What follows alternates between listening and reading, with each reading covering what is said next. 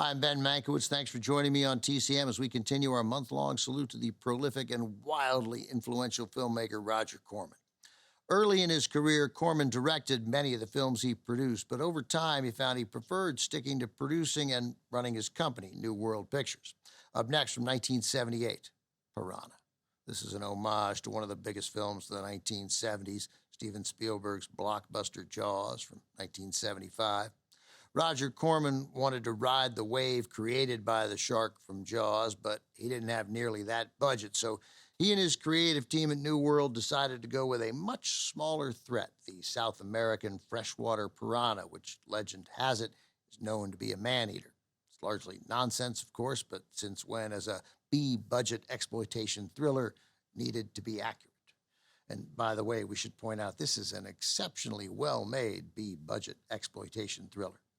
To make Piranha, Corman gave a couple of emerging Hollywood talents big breaks. First, Corman hired John Sayles to write a screenplay.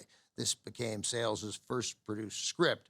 He is now a writer-director with 2 Academy Award nominations for the screenplays To Passion Fish and Lone Star. Piranha also marked the solo feature directorial debut for Joe Dante. Dante got his start in Hollywood editing trailers for Corman and eventually came to believe he could direct films as well. After Corman saw Dante's first narrative effort, Hollywood Boulevard, which Dante co-directed with Alan Arkush, his partner in the trailer department at New World, Corman gave Dante Piranha, kickstarting a career that has included hits like Gremlins, The Howling, and Inner Space.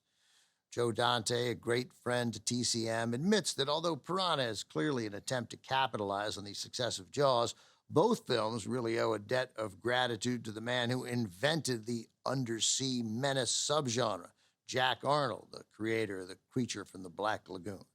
From New World in 1978, starring Bradford Dillman, Heather Menzies, and Kevin McCarthy, produced by Roger Corman, this is Joe Dante's Piranha.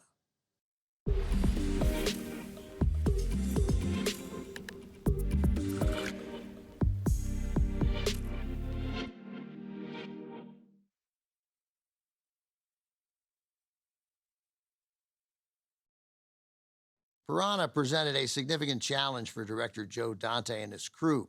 Special effects needed to create man-eating fish and the destruction they caused were expensive. Dante had neither the money nor the time for stop-motion animation or Star Wars-level motion capture effects, and he certainly couldn't create a mechanical fish like in Jaws. Instead, they made dozens of foam rubber piranhas. They quickly realized they wouldn't be able to actually shoot the fake fish underwater, so they shot them on a white soundstage suspended by thin wires and moved the camera through the hanging fish with a lens covered in various filters to make it appear as though the piranhas were in murky blue water.